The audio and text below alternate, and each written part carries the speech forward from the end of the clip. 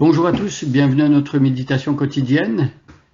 Alors aujourd'hui, nous sommes arrivés à la troisième et peut-être la plus connue des paraboles de ce chapitre 15 de Luc. C'est la parabole du fils prodigue. Mais en réalité, on va voir qu'il ne s'agit pas simplement d'un fils, mais on parle bien de deux fils dans cette parabole.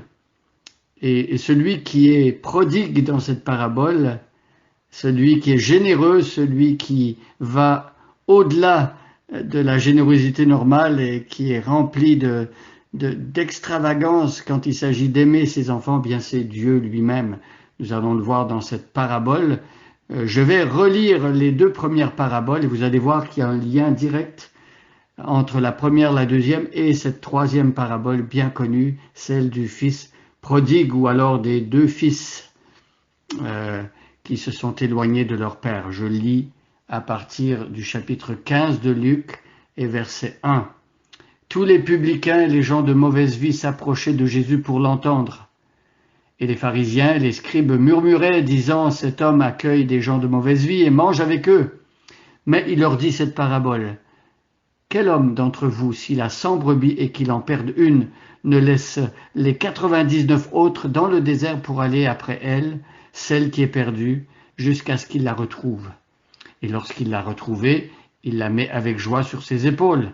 Et de retour à la maison, il appelle ses amis et ses voisins et il leur répond et leur dit « Réjouissez-vous avec moi car j'ai retrouvé ma brebis qui était perdue. » Ça c'est la première parabole. Deuxième, de même je vous dis, il y aura plus de joie dans le ciel pour un seul pécheur qui se repent que pour 99 justes qui n'ont pas besoin de repentance. Alors voilà, verset 8, deuxième parabole, où quelle femme, si elle a 10 drachmes et qu'elle en perd une, n'allume une lampe, ne balaie la maison et ne cherche avec soin jusqu'à ce qu'elle la retrouve. Lorsqu'elle l'a retrouvée, elle appelle ses amis et ses voisines et dit « Réjouissez-vous avec moi car j'ai retrouvé la drachme que j'avais perdue. De même, je vous le dis, il y a de la joie devant les anges de Dieu pour un seul pécheur qui se repent. Et verset 11, voilà la troisième parabole de cette série de paraboles concernant des objets ou des personnes perdues et retrouvées.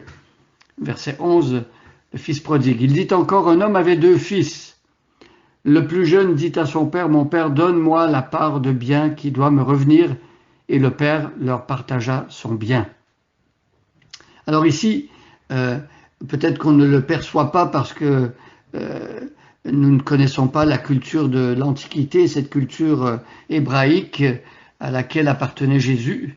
Mais ici, il y a quelque chose de très choquant et Jésus va nous donner cette troisième parabole du fils prodigue, un peu comme pour nous choquer. Il y aura un effet électrochoc certainement, et ceux qui ont entendu pour la première fois cette parabole ont dû être eux-mêmes très très choqués et surpris de ce que Jésus enseignait ici.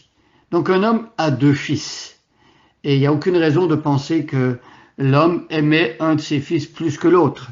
Il aimait ses 2 fils, il avait 2 fils, l'un comme l'autre avait beaucoup de valeur à ses yeux. Même si le texte ne dit pas, on peut s'imaginer que c'est le cas. Alors le plus jeune dit à son père, « Mon père, donne-moi la part de bien qui doit me revenir. » Et là, ici, il y a le premier choc.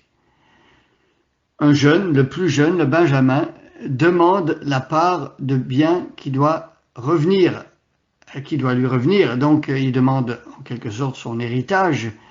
Mais ce qu'il y a de choquant, c'est que normalement, l'héritage était donné, était déversé aux enfants de la famille lorsque le papa était mort. Et typiquement, c'était le plus âgé des 2 fils qui recevait une part plus grande de l'héritage. Et le jeune fils, lui, avait aussi sa part d'héritage avec les autres enfants. Ici, il n'y avait que 2 enfants. Et donc, le fils, c'est un petit peu comme si il disait à son père, pour moi, tu es comme mort. J'estime que tu n'es pas mieux qu'un homme mort. À mes yeux, tu ne comptes pas. Le jeune fils, donc, ne pense pas du tout à ce que cette annonce va faire à son père et comment ça peut blesser son papa. Et il demande directement euh, à son fils donc l'héritage comme un enfant gâté. Euh, Qu'est-ce qui se passe? Qu'est-ce qu'il y a derrière cette demande? Est-ce que le fils pense trouver meilleur loin de la maison de son père? Est-ce qu'il pense pouvoir vivre sa vie enfin? Est-ce qu'il voit la maison de son père comme une cage, comme quelque chose, une situation qui l'empêche de s'épanouir, de s'émanciper? C'est sans doute ce qu'il a en tête pour vouloir partir comme cela. Mais en tout cas, il dit à son père, mon père, donne-moi la part de bien qui doit me revenir. Et ce qui est assez surprenant, c'est que le père n'argumente pas dans l'histoire. Il ne cherche pas à convaincre son fils de rester. On s'imagine sa douleur, on s'imagine combien le père est blessé de penser que son jeune fils, le plus jeune, qu'il a élevé avec amour, eh bien là, maintenant, ce fils veut partir loin de la maison. Et le père fait ce que le fils lui demande. Et donc, et le père va partager son bien, il va donner sa part au jeune fils. Et donc le jeune fils, on verra dans la suite de l'histoire qu'il va partir, effectivement. Donc il y a ici quelque chose d'important pour nous à méditer. C'est cette idée de penser que l'herbe est plus verte ailleurs, à côté, chez le voisin. C'est de penser que on va trouver plus d'épanouissement en dehors de là où on est actuellement.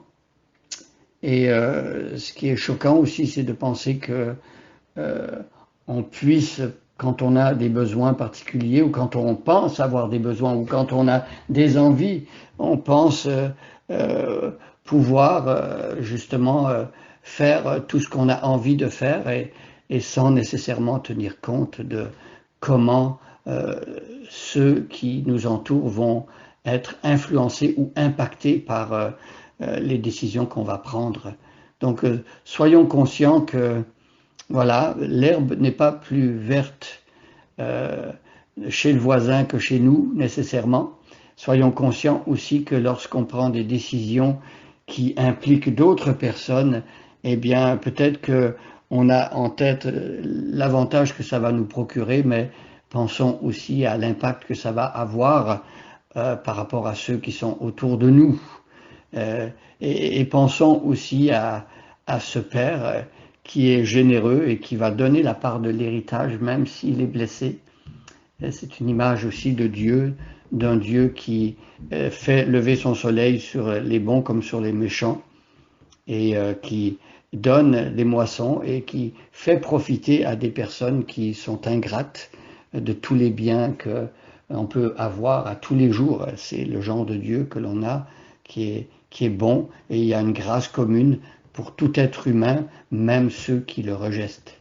Alors soyons reconnaissants pour cette grâce commune de Dieu et soyons conscients que ce Dieu généreux, il mérite qu'on puisse s'arrêter à penser à ce qui lui fait plaisir, à, à son cœur, à lui, à ses réactions, à lui, à comment il réagit, comment il absorbe les insultes qu'on peut lui apporter, les décisions qu'on peut prendre devant lui, les choses qu'on peut faire qui l'attristent en fait.